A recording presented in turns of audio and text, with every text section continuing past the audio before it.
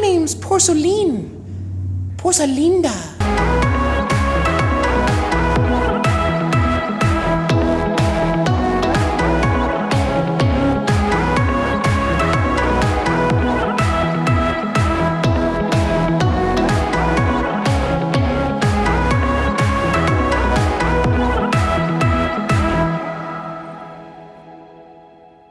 This video here was requested by a longtime watcher and Dirty Potter, Steven. Hello, Steven. How are you today? I was talking to him on Instagram, as I do, and he was asking if I had shown people how to reconstitute or remake my clay, because I don't know if you guys know this, but you can actually save the little niblets of even the driest trim of clay that you have. And this is going to be a really quick video, because this is a really simple technique, but there's a couple things you're going to need for it. Yeah. I highly suggest you go to Home Depot and get you one of these buckets first, because you're going to be using more than one of these for sure. Now, I'm going to put this in the intermediate section just because this is not a hard technique at all. It's not a difficult thing, but I do realize the majority of you most likely probably just get rid of your clay, get done with it, and then buy more clay from the store and a bag just made up. But this kind of clay is some good old recon clay. Most people call it pugged clay, but I call it recon clay because I'm reconstituting my clay, not because I'm pugging my clay, because pugged clay would essentially mean that I have a machine that pugs it for me. Pug is really just the weird word us potters use to recon our clay, but we're just making more clay out of old clay. But just in case you don't want to buy a $1,000 piece of equipment and you just want to do it by hand, let me show you with just maybe like 40 bucks that you can just recycle over and over and over again. Yeah, it takes a little bit of work. Yeah, it's a little bit of time, but you're not gonna buy that $1,000 piece of equipment, are you? Now let's pretend I just got done throwing.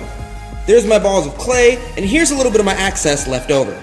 Now you don't really need a wedging table for this, but if you have one, this would help a lot. Now, if you have a wedging table like this, you could essentially put your clay on here, and the wedge, or whatever you put it on, this is plaster right here, will essentially just dry this out from the bottom under, and then you can re-wedge it later on. This is a really simple and easy technique to save you a lot of time in clay.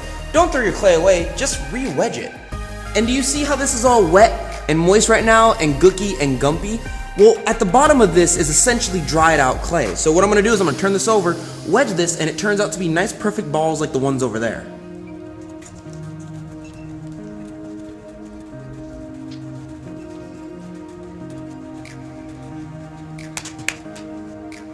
And look, now it's all dry, there's no little bumps in it, it's completely good, you can make little things in it. This is good clay now. This is what you usually do to clay whenever it's like just thrown, you mess something up, it's off a wheel. This is how you just recon regular old clay the beginner way, but we're intermediate, so we're gonna do it the hard way. But Dante, what about all the stuff that I can't save? There's trim of it, and I trimmed it, and now it's all little bits of... Hold on there, Betty, hold on. Calm down. Now usually what really happens, and the reason we're making this video today, is because you get a bunch of trim like this. This is red clay mixed in with a little bit of white stoneware clay. But lo and behold, this stuff can still be reconstituted and pugged into more usable clay. Let me show you how. Got a bench down for you. Now go ahead, get all your goopy clay and your water and everything, and just go ahead and put it straight in this bucket right here. After you add enough clay and water to this mix, it's gonna form together to make this nasty slip stuff. Kinda smells like dirty garlic bread. And here's a little bit of a tip for you. If there's not enough clay in there and you're mostly putting water in there, go ahead and take some of the clay you just threw with and add it in there. Even if it's dry stuff like this and it's not exactly like gross, gnarly clay, just put it in there. You're gonna get stuff deep down at the bottom, because clay is more dense than water, of course, that looks a little bit like this.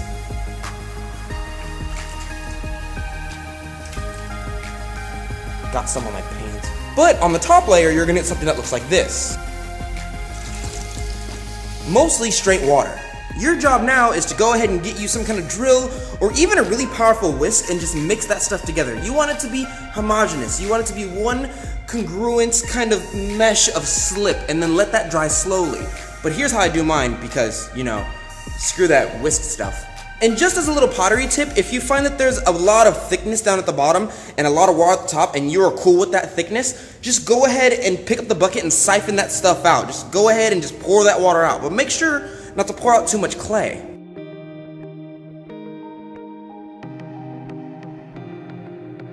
After you pour the necessary amount that you want out of this, and it really depends on how thick you want it, because some people use slip and stuff like this for different things. Like people who use mocha diffusion want this stuff super watery.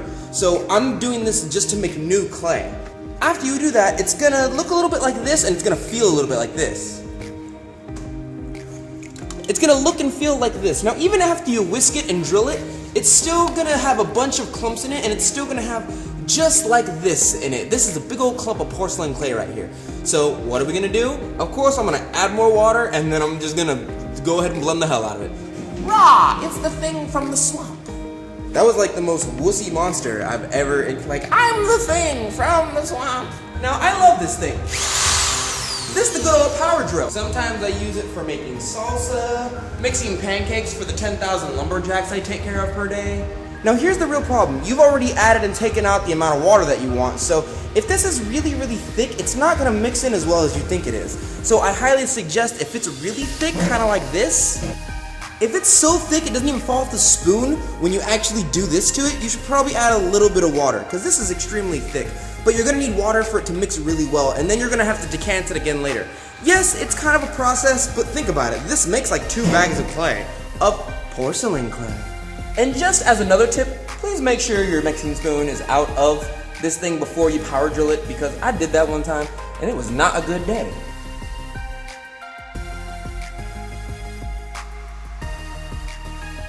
This stuff looks a lot more consistent to me now. Now that we've mixed it and added a little bit of water to it and mixed the hell out of it, all up on the bottom and the ground, and we got it on the cat, and we got it on the dog, and it's all over me. This stuff looks a lot different from what it did the first time. This stuff looks a lot more creamy. It looks a lot more like slip now. There's a lot less clumps in this, which is the main objective you're going for right now. Now this is where a lot of us are gonna break off at. There's 2 different things you can do at this point. Number 1, you can get this, put it on a slab table, wait for it to dry very slowly, and then re-wedge it just like we did with the first stuff. And the point to this is to get this slip stuff to dry out to the same point of consistency of something that would be clay, and then re-wedge it, and you essentially have new clay. Or you can do the second thing, which is sieve this through a larger sieve to get all the little bugs and whatnot out. I personally prefer just this. This is fine to me. This is slip. I can use this for a bunch of different things right now.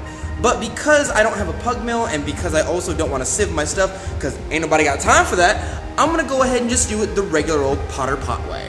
So we'll probably do another video on this later and go through the entire process of how to actually sieve this stuff so you can make a real good clay that's pure and slick and fine. But for me, I'm fine with just making regular old clay like this, and this seems to work really well for me. Yeah, I bet you guys were wondering what the ladle was for, weren't you? No? You knew this was coming? Shut up and watch. After this entire process is over, go ahead, get whatever you put it on. It could even be concrete if you want. Just make sure it's something with an absorbent body. You can use wood, you can use plaster, you could technically even use concrete as long as it's porous enough. But the main goal is you want this stuff to dry up a little bit faster over time. This is porcelain, so I'm gonna let this dry over like 2 days, and I'm not even gonna wrap this stuff up. I'm just gonna leave it out, and then I'm gonna come back the next day to my studio. Now, just as a tip, you should most likely make sure you're gonna come back the next day if you're gonna leave this out. Don't try and leave this out and come back next week like, oh, my new clay should be ready. No, this stuff is gonna over dry and become bone dry over time if you don't watch it carefully. You want it to be a certain consistency based on how you like your clay. You like a little bit wet, wait until it's wet, re-wedge it. You like a little bit medium, go ahead. You like that stuff hard, that's your business. But make sure it dries out to the consistency you like to throw your clay at is the main purpose. So I'm just gonna take this and I'm gonna lay it down on this. I'm gonna wait for it to dry, and then future Dante is probably gonna show you that he's just gonna re-wedge this just like we did the first stuff in the first part of this video.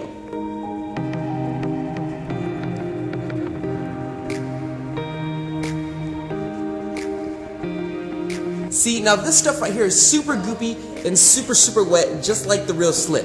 See that? And this is gonna dry out over time, and then I'm gonna re-wedge it.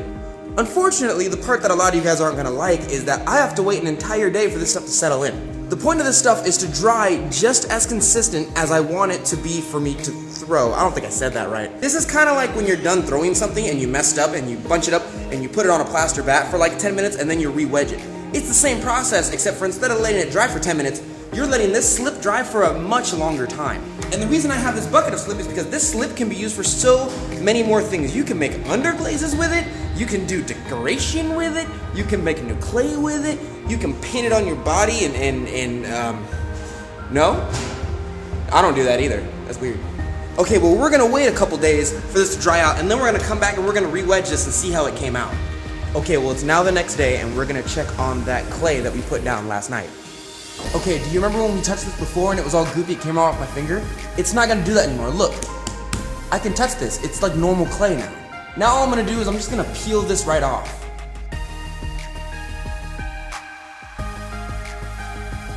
And look, this is what it's become. It's absorbed a little bit of the color from the plaster, which means I suggest you clean your plaster or whatever you put it on before you do this. But now all we gotta do is wedge this and it's brand new porcelain clay. Don't worry about the color too much. Most of the color that it's absorbed through the bat or the plaster or whatever you put it on will most likely come out during the wedge, most of it anyway.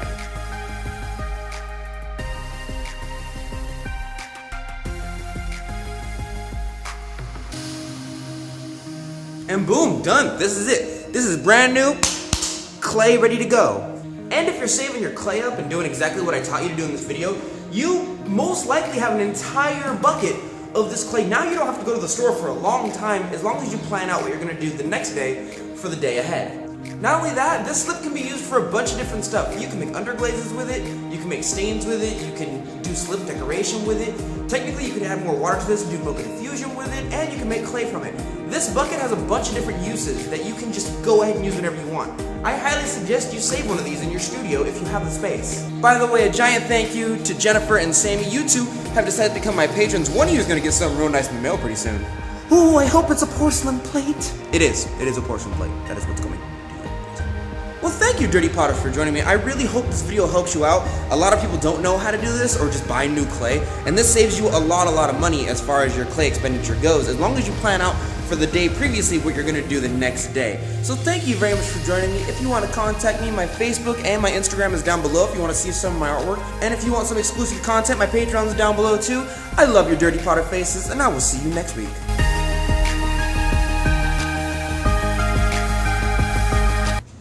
You know, I just grabbed this off of like a hunk of clay, but you know.